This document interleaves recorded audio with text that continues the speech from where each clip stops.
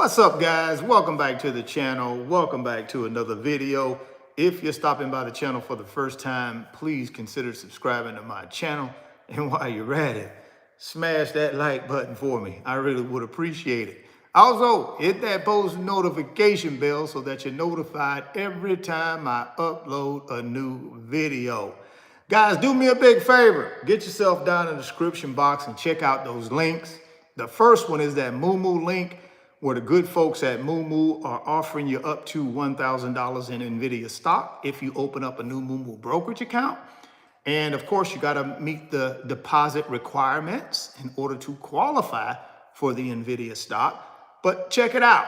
I've been rocking with Moo as one of my primary brokerage accounts since 2024. And I got to say, I'm satisfied with the tools that they offer to assist me in buying big boy blue chip paper assets to build my wealth. You may want to try it out. Give it a shot. First link down in the description box. And like I said, potentially get you some NVIDIA stock. Second one is the Wealth Builders Financial Community on Patreon. Second link down in the description box. Go check it out, man. We're the Wealth Builders on Patreon, man. All we do in that community is try and help each other build wealth. Nobody is an expert. Nobody tries to be an expert. Nobody tries to tell you what to do. There ain't no guarantees in life at all, guys. All I can tell you is if you're in the matrix and you ain't building yourself no wealth to try to protect yourself, give yourself a safety net, then you better figure something out. In the Wealth Builders, we just have decided to band together as a community and to help each other get our safety net, to get our nest egg, to get to the pot of gold at the end of the rainbow. So if you want to be around a couple thousand people going in the same direction, trying to build wealth, giving out best practices, nuggets, tips, what's working, what's not working. We'll have a live stream tonight, Monday night, 8 p.m. Eastern time. We're going to have a live stream, which we do every Monday night. And we have a good time in that live stream, man. Just fellowshipping, talking about assets, talking about wealth creation, just healthy conversation, man. So if you want to be a part of that group, second link down in the description box. Third link is going to be Richard Fame Millionaire Mentor website link. Now that's where I got some digital products, financial digital products that could potentially help you collapse some time frames and get to your pot of gold at the end of the rainbow. If you want to check those digital products out, we got everything in there from, credit repair to investing in real estate with little to no money down, those type of just information to help you kind of navigate, right? Help you navigate this wealth building thing, because nobody in the matrix is going to give you anything. No, they don't want you to build any wealth in the matrix. They want you to just be reliant on them for the rest of your life.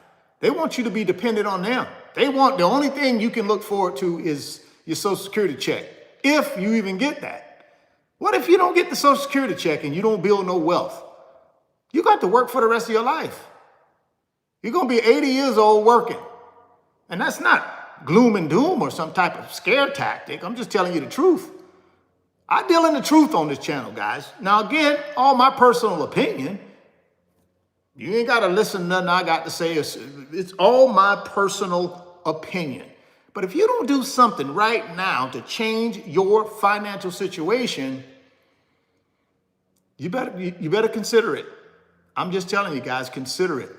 We're going to talk about today some information here, and that's all it is. I'm no financial advisor. I don't try to play a financial advisor here on YouTube. I'm a long-term investor who buys assets, and over time, I look for those assets to appreciate in value. And then at some point, 9 years from now, I want those assets to be able to generate income to take care of me. That's it. That's what I do, guys. And I just share information with people to walk them through what I do. Now, you ain't got to do what I do. You go do whatever you want to do, and that's okay. I ain't mad at you. My job here is not to try to convince people of anything. My job here is to share my opinion. That's it, my personal opinion. We're going to talk about that right now. Stocks, stock market, S&P 500 rises as AI trade attempts comeback led by Alphabet. Now, y'all know, if you were tuning in last week, all of last week we were talking about the dip and why was the stock market dipping. And earlier in the week, we talked about investors doing a rotation out of artificial intelligence stocks. Now, this week, what are they saying? Maybe they're rotating back in because Alphabet is doing some stuff that's just blowing the doors off of everything. And of course, Alphabet, AKA Google, is a magnificent 7 company, one of the top 7 companies in the world by market cap. Right now, I think they're 3 point and some change trillion dollar market cap. So it makes them about the 3rd, 4th largest company in the world by market cap. What makes up the market cap? Well, I'm no expert, but in my little research, the higher the stock price, right? You know, it goes by the stock price. Now, I'm sure it's more complicated than that, and you can go out on Google and figure out the entire formula, because that's not my job here. My job here is not to be an expert and talk about formulas and what is the market cap made of? Walk me through how you calculate the market. No, that's not what I'm on here to do. You go out on Google, and Google can tell you how to calculate the market cap. That's not my job. My job here today is to walk you through some information that you potentially can use to help you do what? Point you in the right direction to build some wealth. That's my job. Right now, AI start to looking pretty good again, which listen guys, I already told y'all artificial intelligence, in my opinion, is the future. It's the future, period. So when you see artificial intelligence stocks dip a little bit, in my opinion, that's temporary. There's a little thing they call taking profits. That's what investors do. When they do well, they take some of their profits off the table. They lock them in.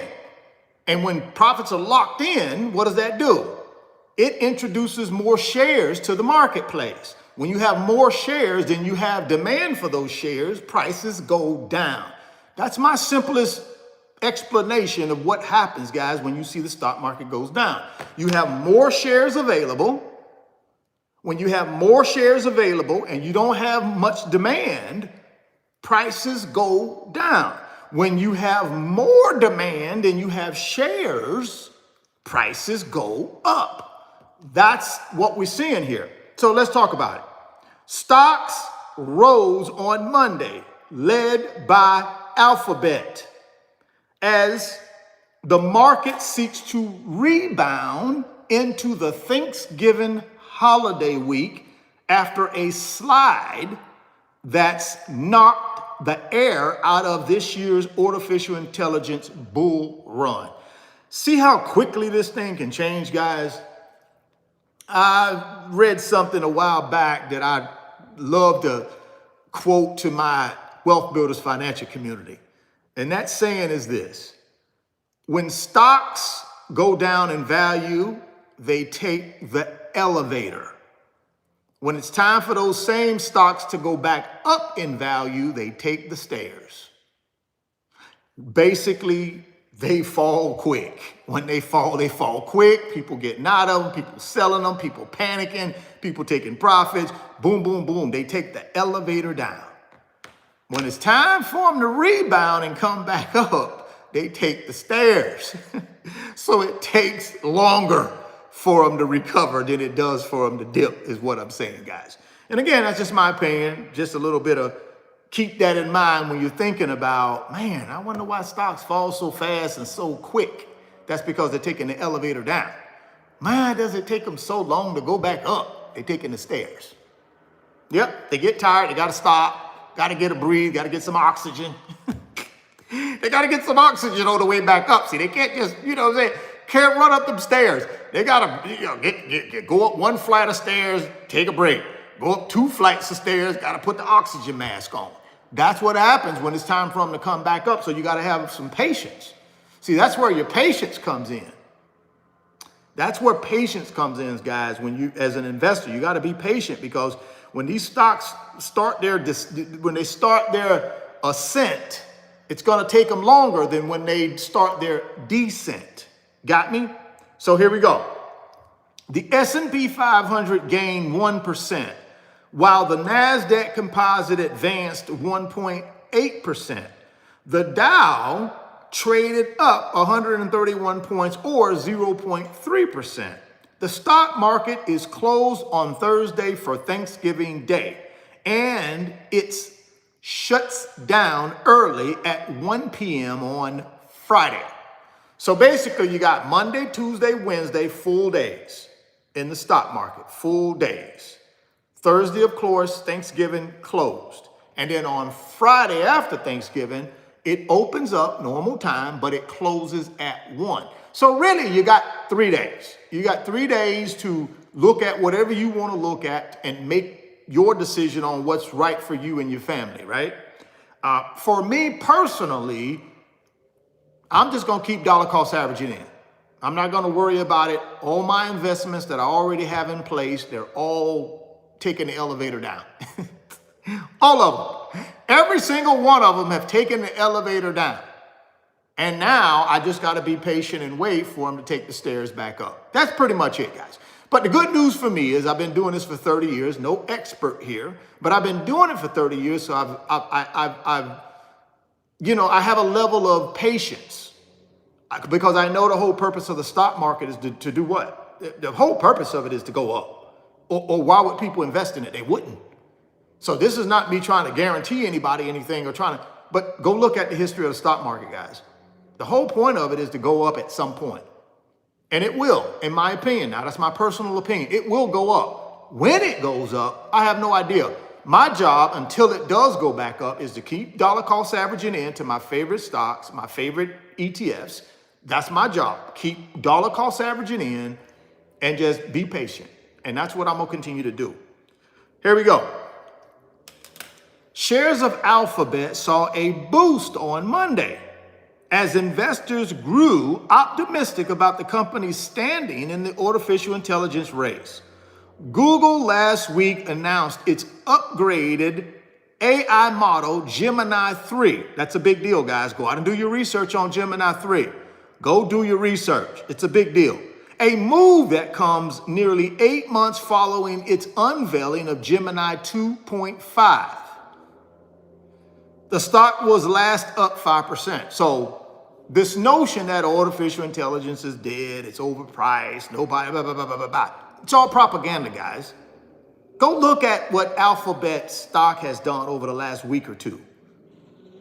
Now you got Gemini 3 coming out. And again, guys, go do your homework.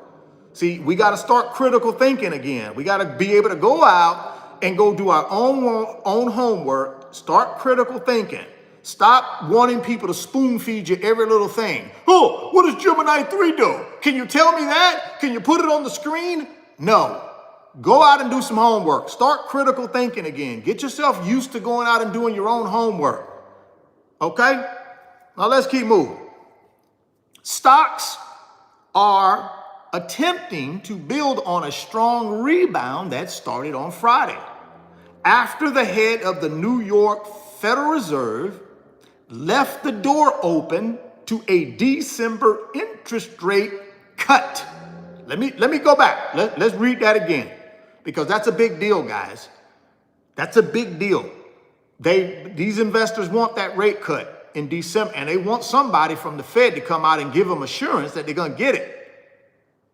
I think if they don't get the rate cut, major investors sit on the sideline for the rest of the year.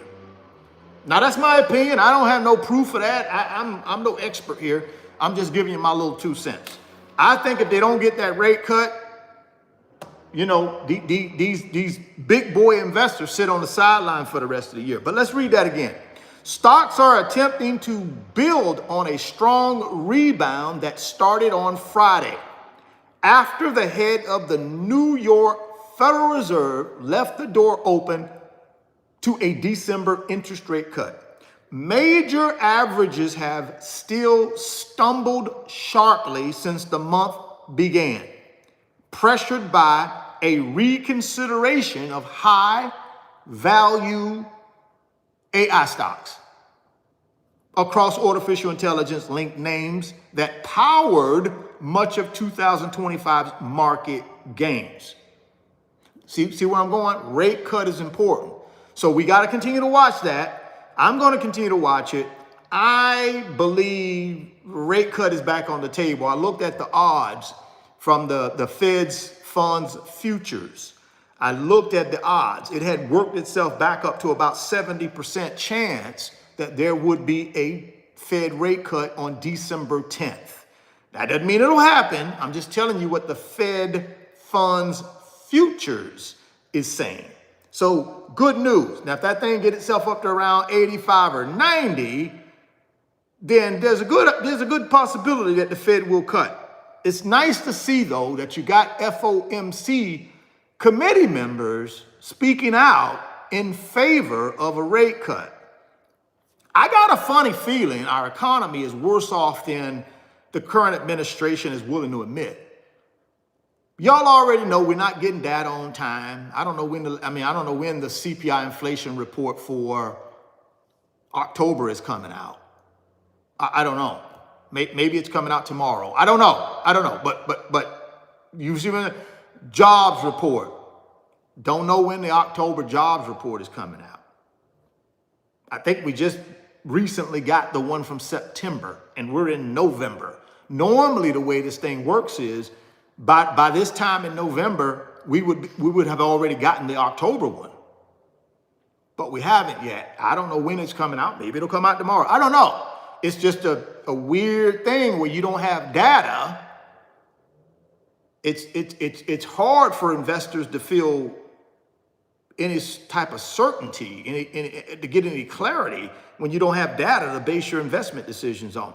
But for a guy like me, it presents an opportunity because if my favorite ETFs and my favorite individual stocks are on sale, and I know the history of the stock market says they go back up at some point. Again, no guarantees, but when you look at the history of the stock market, all you got to do is go look at the history of it, guys. It kind of shows you what it's done in the history when we've had other dips. Go look at the pandemic. When we had the pandemic dip in March and April of 2020. Go look at the dip from 2022 when the Fed started raising interest rates to combat inflation. Guess what happened after 2022? We had a nice little rally for 2 years, 23 and 24. So what happened Liberation Day this year? Within 2 months, we were back at even. Within 3 months, we were back at all-time highs again. So history says, even though the market takes the elevator down and it takes the stairs back up, eventually it gets up those stairs and it keeps climbing. Again, no guarantees here. I can't give nobody nothing. I'm just a regular guy on YouTube trying to give you my opinion, but you go do your homework. I think if you do the homework, you will find out exactly what the market has done in other dips. Just like it's dipped now, it has done that before. So think about that. The S&P 500 slipped roughly 2% last week, and its November decline now stands at more than 2%, guys. Do you some research on this. Go look and see the last time in the month of November, the S&P 500 has lost more than 2% of its value. It's been a minute. It certainly didn't do that in 23 and 24. It was a monster November in 23 and 24. Now, 22, maybe it did lose 2% in the month of November. So, not sure. But go back and look. It's at least a couple of years since it's done that. Normally, from my research, my personal opinion, normally November and December are pretty strong months for the stock market. Normally. Again, no guarantees with anything in this life. Clearly, it's down 2% in November of 2025.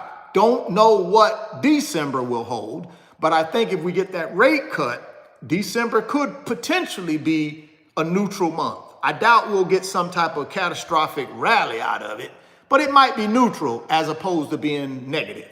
You feel me? It certainly won't be, it may not be strong positive, but if we can be neutral in December and then roll into January 2026 in a good position, I think at that point, investors are ready to get back into the game. Put me in the game, coach. And, we may start seeing something happen. But yeah, the S&P for the month of November so far is down 2%. The NASDAQ is down 3%. And then the Dow, the NASDAQ is down 3% in the prior week, is down more than 4% for the month. Wow. But that's that rotation out of tech. See, in the month of November, your big boys are starting to, they rotated out of tech. So 4% down in the month of November for tech. Another monster decline, right? In my opinion, now this is all personal opinion, guys. I'm no expert here. I'm just giving you my personal opinion. Now, the Dow fell 2% last week and is off more than 2% month to date. So you not only do you got the S&P down 2% month to date, you got the Dow down 2% month to date, and you got the NASDAQ down 4% month to date. Is that an opportunity for somebody? Is that an opportunity for somebody? See, I was always told you build your wealth in the red and you collect the wealth in the green. That's what I've always been told, right? Again, no expert here, but when I think about my history of buying paper assets, even my history of buying real estate, the best time that I've done the best is when I bought in times where things were discounted. So that's why now I don't run to the sideline. I just keep dollar cost averaging in, knowing that a better day is coming. A better day is coming. A greener day is coming. I just got to be disciplined, consistent, and patient and wait for that greener day. Because history says the greener day is coming, right? Or what's the point of the stock market? There's no point of it. They can just shut it down. Hey guys, we're going to shut it down. There's no point of having this thing if it's not going to go up and make people money. It ain't no sense of having it. You might as well just put your money in the bank and just keep it there. I mean, really, the whole point of this thing is to make money, right? So that doesn't mean we will make it, but the whole point of it, history says, is to make money at some point if you can demonstrate patience, consistency, and discipline. If you can do those three things, you got a good opportunity, no guarantees, but you got a good opportunity to increase your net worth. The final stretch of November may be no easier, with trading volumes expected to thin out in the coming days and few meaningful catalysts ahead of the Fed's December policy meeting. Volatility could pick up. So what they're saying there is, we're getting close to the end of the year, and there ain't nothing really that's major good news that can all of a sudden, put us into a Christmas rally other than the Fed meeting. And right now, there ain't 100% probability that they will cut rates. I mean, it's back up to 70%, but who knows? So all this expert here is saying is, don't be surprised if you get a little more of a dip. That's basically what he's saying. At least my personal opinion, that's what he's saying. Investors hate noise. This is coming from the expert. Investors hate noise. Quote, they crave certainty, and the market simply cannot deliver that right now. End quote. That's coming from CIO at Siebert Financial, said in a note. Basically, he's telling you, hey man, brace yourself for a little bit more turbulence. But again, like I said, I've always been told you build your wealth in the red, collect it in the green. So there's somebody out there that's following that train of thought. Right? Because it's not advice. This is not advice. This is just, I'm a regular guy on YouTube. It's not advice. I'm just telling you, when I'm trying to figure out how do I move and navigate these stock market streets, I'm just trying to figure out how the 1% play in this thing. What are the 1% doing right now? What are they doing? I think the 1% is buying right now. Again, guys, not just my personal opinion, but I think these guys are buying. Let's talk a little bit about this Fed rate cut, and then we're going to get on out of here. Here's the headline. Fed's Waller says he had another meeting with Bissett on the chair position. What he's talking about right there is President Trump is going to name a new Federal Reserve chair when Jerome Powell's time is up, which I believe is May of 2026. And here's what I'm positioning myself for, guys. Here's what I'm positioning myself for. That right there. Because we already know President Trump is going to put somebody in that top seat at the Federal Reserve that basically will do what he tell them to do. And again, I ain't got nothing to get picking sides here. I'm just telling you, he gonna put somebody in there that's gonna do what he tell him to do, just like the rest of his people that he got in place. Look at Trump's people he got in place, man. Them people do whatever Trump say do. They don't question anything. They don't care nothing about the American people. All they care about is, if Trump told me to do it, I'm doing it. Trump gonna get him somebody in place to be the top dog at the Federal Reserve. Now, guess what that means? Whoever he put in that top dog spot gonna reduce interest rates, in my opinion now, rapidly in 2026.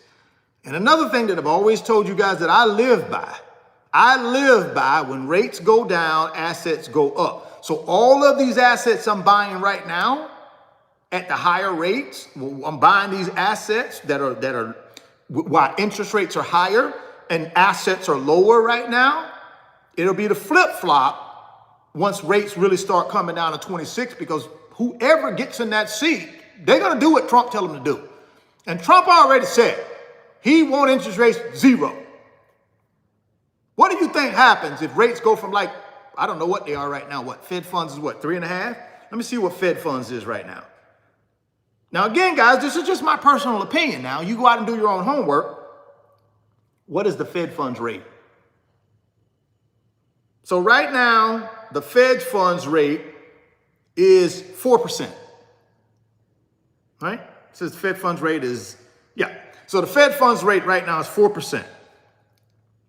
What do you think if Trump put somebody in the top dog seat at the Federal Reserve that's a loyalist to him? They're going to do whatever he tell them to do. And Trump says, hey, man, we need them rates down by 2%. They're 4% today, guys. November 2025, they're 4%. At least that's what I'm reading here on Google. Now, that could be wrong, but I'm just telling you what's Google giving me. Google says they're 4%. Matter of fact, let me just look. Let me go look. Y'all, they're 3.88. Effective Federal Reserve, 3.88. So let's say 3.88, 4%. Let's just use 4%. Hypothetically, I don't know what the real rate is because it ain't telling me, but hypothetically, let's say it's 4%. Trump puts his guy in there. Trump tells his guy, listen, next Fed meeting, let's say it's the Fed meets in May. Chairman Powell gone. Trump done put his guy in there. Trump says lower them rates by 2%.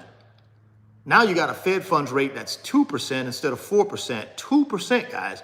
That makes money a lot cheaper to borrow. When people can borrow money 2% cheaper than they could 6 months ago, people take advantage of that.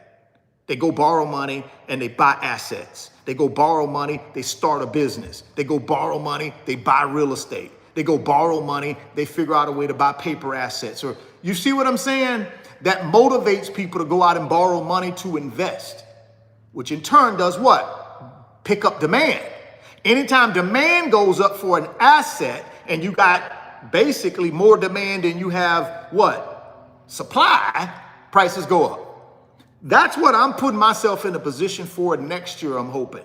I don't know if that'll happen, but if I know Trump, and we see him every day, he ain't bashful. He is not bashful. He tells you right what are you gonna do, and he do it. I ain't never seen anybody like that, man. No, I've never seen a president like Trump. Trump come right out and tell you to your face what he gonna do in broad daylight and do it. And nobody say nothing. Well, at least nobody with any power can say anything. So what do you think is gonna happen when that new Fed chair gets in there? So right now, while I have the ability to buy these assets at a discount, I'm trying to get as much as I can. Because I know once Trump get his man in the Federal Reserve and they reduce them interest rates, game over. That's my opinion now. I can't, I can't guarantee nothing, and I ain't trying to guarantee nothing. I'm just trying to walk you through the process that I'm going through right now as I buy these assets at a discount. And then I lean on the history of the stock market that says at some point, the stock market comes back. I mean, that's what it's done in the past. There's not been one time that the stock market has went down and it just stayed down and it never recovered. It never went higher. Name one time in the history of the stock market where it's done that. It pretty much always recovers. Now, again, no guarantees, but if you go study the history, that's all I'm saying. I'm not trying to be some smart guy. I'm just trying to tell you, if you go look at the history of the stock market and you look at your major dips, and then you look at when they recovered from that dip. So basically, let's say you got the S&P 500 at 6,000 points. And then all of a sudden, boom, you hit a major dip and it dips down to, let's say, 5,500 points. So it started out at what? 6,000. It dipped down to 5,500. Then all of a sudden, 2 months later, 3 months later, 4 months later, a year later, it's back to 600 again. And then boom, it jumps to what? 6,600. So all I'm saying is if you go look at the S&P 500 just this year alone, guys, and again, this is not where I'm trying to be some smart guy. All you got to do is go do the research and look it up. Then you'll be the smart guy. All you got to do is go to Google and say, hey, Google, what was the S&P 500 on January 2nd, 2025? While I got you here, let's do that. Because I don't want y'all to think I'm trying to tell you something, I'm no expert. I just use Google. Now, what was the S&P 500 on January 2nd, 2025? So that y'all know I'm just a regular guy. I just do research. That doesn't mean my research is correct. I'm just telling you what I do to get myself in a better mindset, to get logical with this thing, to make me execute. On January 2nd, 2025, the S&P 500 closed at 5,868 points. Let's just round that up to 5,900 points. That's what it closed at, guys, on January 2nd. Now let's go ahead and take a look at the S&P 500 today. Just take a look at it today. Just trying to prove a point here, guys. Just trying to give you a little bit of Check this out. Check this out. Remember now, January 2nd, 2025, go out on Google, do your own research. It was about 5,900 points. It was 5,868. Guess what it is right now today?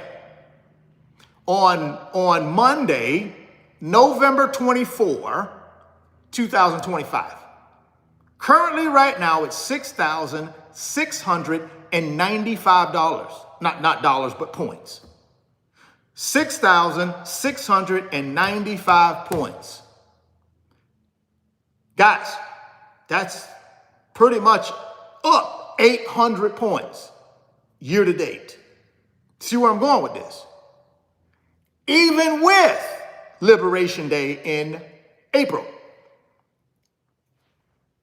So all I'm saying, guys, is I'm no expert here and I'm not trying to play one. I'm just trying to give you the history and what happens with certain assets. So my job right now is to do what I need to do in order to put myself in position to buy assets. And I hope in the future those assets go up in value. And if I lean on history, history says they will. That doesn't mean it will happen now. I'm just telling you what history is saying. History certainly can be wrong, but in this case, I think history is pretty clear. So all I'm saying is if I'm trying to figure out a way to get myself out of this 9-to-5 thing and working for somebody for the rest of my life, I better try to figure out how to buy these assets with the money that I'm making right now. I better be able to tell the difference between a real asset and a real liability. And for me, guys, again, no smart guy here, just common sense guy. Common sense tells me this.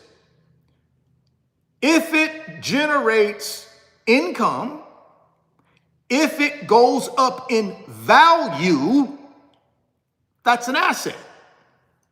Here's what common sense tells me about a liability.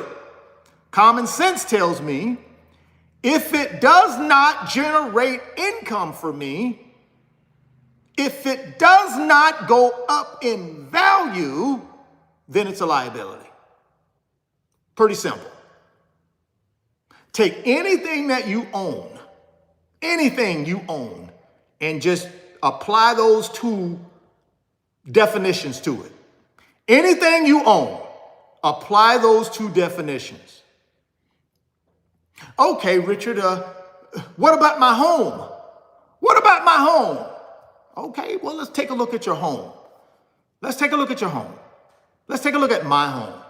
I paid a certain price for this home. Is it an asset or is it a liability? Let's take a look at it. Let me walk you through my scenario. First definition, is it an asset? What's the definition of an asset? At least my definition. Does it generate income? No, my house does not generate income. Does it increase in value? Well, as of right now, today, it hasn't increased in value. Matter of fact, it's a little bit lower value than what I paid for it. So, that ain't looking good for me. Okay, let's look at the definition of liability. Does it generate income? No. Does it increase in value? Currently, right now, no. So right now, my house, guys, is a liability. It doesn't generate any income. And right now, it is worth less than what I actually paid for it. Not by a lot, but by a little bit. It's worth, on paper right now, less than what I paid for it. Plus, it doesn't generate any income. Guess what it does generate, though? It generates some bills. It generates a mortgage payment. It generates HOA fees. It generates property taxes. It generates property insurance. It generates repair and maintenance. So it generates no income, but it takes money out of my pocket to live in it. That's a liability, guys. So my house right now is a liability. It's not an asset. It's a liability. My cars don't generate any income. They don't go up in value. They're liabilities too. So my home, my cars are liabilities. The only thing right now that I have on the balance sheet that are assets are my paper assets, my ETFs and my individual stocks. They generate income, albeit, dividend income. They still generate income. Are they increasing in value right now? Some of them are, some of them aren't, but they still generate income. So in my opinion, those are assets, right? Now, that doesn't mean my house won't go back up in value at some point in the future. Maybe it will. Hopefully it will, right? Hopefully my house will flip back to being an asset at some point if it can go back up in value. It won't ever generate income because I'm never going to rent it out. So it won't ever generate income, but it could appreciate in value at some point in the future. Fingers crossed. So that's the little exercise you want to take yourself through, guys. And if you get to the end of that exercise and your liabilities are more than your assets, that means you're insolvent. That means you owe more than what you're worth. That means you got a negative net worth. That's not good. That's not good. If you got a negative net worth, you owe more than what your assets are. You owe more on liabilities than what your assets are worth. They call that negative equity or negative net worth. That's not good. So all I can tell you, man, is just try to figure out a way to get yourself in a position where you're actually have assets that are worth more than your liabilities. That's positive net worth. You don't want to have negative net worth. How do you do that? Well, hey, go out online, do you some research, pull it all together, get yourself in a position. But one thing I can tell you to do is start with this, or at least this is what I did when I was 26 years old. I started with something pretty simple. Richard, start living on less than what you make. Well, golly, how do you do that, Richard? Stop buying stuff you don't need. And if you don't make enough money to take care of the basic things you need to live, then you need to do what? Get another job, a second one. Side hustle. Increase your skill set so you can add more value to the marketplace and they can pay you more. That's what you're going to have to do, guys. No one's going to give you anything in this life. Nothing. Nothing. The 1% ain't going to give you nothing. So live on less than what you make. Live on a plan. Put yourself together a personal budget, guys, so that you can track your money. You know what's coming in and you know where it's going. You should be tracking that. In my opinion now, this is just my personal opinion, track it. Become a better manager of your money. Track it. But if you ain't tracking it, you can't manage it. If you don't know where your money's going or where it's being spent, and you don't know that, then you're not managing your money correctly. So live on a plan. And third thing is what? Stay out of consumer debt. Well, golly, Richard, how do I do that? Well, what I would do is I would stack rank everything that has value that's not necessary for me to live, and I'd sell it. Well, golly, I love my house. Well, if you got a big old mortgage payment and that big old mortgage payment is taking a nice little bite out of your take-home pay, and it's preventing you from investing in assets to build wealth that generate income for you, then you might want to downsize that. Get you something that's a little bit less. I'm downsizing mine. I ain't ashamed of that. I'm going to downsize. I'm selling this house. I'm not ashamed of that. Why would I be ashamed of trying to increase my position from a wealth standpoint and be able to put myself up in a nice little situation 9 years from now? Why would I be embarrassed about that? I'm not. See, the problem is with a lot of us is we too concerned with pride. See, pride is one of your 3 financial killers, guys. Pride. And guess what pride is? Worried about what the people outside of your household think about your financial decisions or your financial position. That's what you're worried about. Oh my golly, I can't let my coworkers know I had to sell my house or I sold my car. Oh, I can't let my family know that. Oh, I can't let my neighbors know I got to move out of this neighborhood. See, that's pride. And that's one of the 3 financial killers. The other 2 are fear and greed. Those are your 3 financial killers. Telling you something, guys, you better get those things under control, because I'm telling you, when you get to my age or older and you ain't able to work no more, whoo, if you ain't got some assets to generate some income, bro, you're going to be in trouble. So please don't let pride keep you in debt. A lot of people do that. They allow pride to keep them in debt. They allow fear to keep them from building wealth. Oh my God, I don't know what I'm doing. I'm not an expert. I don't know what I'm doing. How do I do this? See, they let fear keep them from building wealth and buying assets. They also let greed. What do they let greed do? See, greed is one of these things where you take chances you shouldn't take. You chasing this, this thing that's probably too good to be true. You chasing that because you trying to avoid the long-term thing. Oh, no long-term. I got no 10 years to be waiting on this. Let me chase this short-term thing. That's greed. See, when you chase that short-term thing to evade having to chase that long-term thing where real wealth is built, boop, that greed thing hits you over the top of the head. Before you know it, poof, everything gone. So you got to be careful with them 3, right? My recommendation is consider trading out those 3 for patience, consistency, and discipline, and get rid of fear, greed, and pride. Perhaps then you're on your pathway to trying to get yourself something, little pot of gold at the end of the rainbow. I don't know, guys. Again, no expert here, just a guy on YouTube giving you his little 2 cents. Go out and do your own homework, figure this thing out for yourself, but figure out something before it's too late. Figure out something. Like I said, get down to the description box if you don't mind and check out those links. That Moomoo link, good folks at Moomoo are offering up to $1,000 in NVIDIA stock if you open up a new Moomoo brokerage account, and you have to meet certain deposit guidelines in your new brokerage account in order to qualify for the NVIDIA stock. So just go check out the link, click on it. It'll take you over to the Moomoo platform, and you can check out all the details and what your requirements are and all that. And if you want to rock with it, rock with it. If you don't, throw it out the window and keep moving. But it's down there, first link, and check it out. And then the second one, Wealth Builders Financial Community on Patreon. That's my community that I spend a lot of time in that community.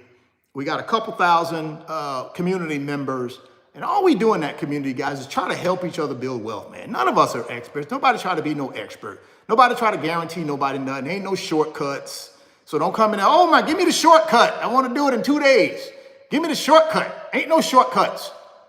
If you're going to build real wealth and get the passive income and financial freedom, there are no shortcuts. Don't look for them. Remember that greed thing? Start looking for shortcuts. Boom, you're going to run into greed. And greed ain't real good to you. It's not really good to you. I've been there. I done been down that path. Get yourself focused on building long-term wealth, guys. Right? So, Wealth Builders, that's what we do. We try to help each other build long-term wealth and get the passive income. Second link, check it out. Come join us. Click the link. It'll take you over to Patreon. Come join us, and then send me a DM to let me know you're rocking with us so we can go to work. And then, like I said, third link is the website, where I do have put together some digital products that could potentially help you get further on in your financial life, guys. Again, you don't have to look at any of this stuff. You turn off the video, move on. That's fine. But I guarantee you this, whatever your activities are today, your activities that you're doing today to build wealth, whatever those activities are, if they're not giving you the results you're looking for, what's the definition of insanity? What is the definition of insanity? Go to Google. Let me ask Google, because y'all think I'll be trying to, ain't that creative. What is the definition of insanity? What is the definition of insanity?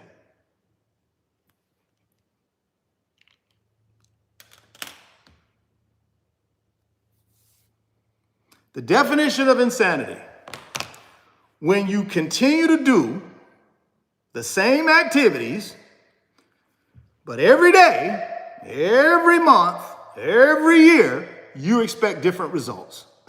That's the definition of insanity, guys. You keep on doing the same old activities, but every day, every month, every week, every year, you think you're going to get different results, but you're not. Same activities, same results. If you want different results, change up the activities. All right? So check out the links down in the description box. I appreciate y'all for stopping by the channel. And if you're stopping by for the first time, please consider subscribing, share the video, smash the like button. Thoughts become things. If you can see it in your mind, you can hold it in your hands. You guys keep chasing your greatness. Never stop believing in yourself. Stay healthy, get wealthy, and I'll catch you guys on the next video. Peace.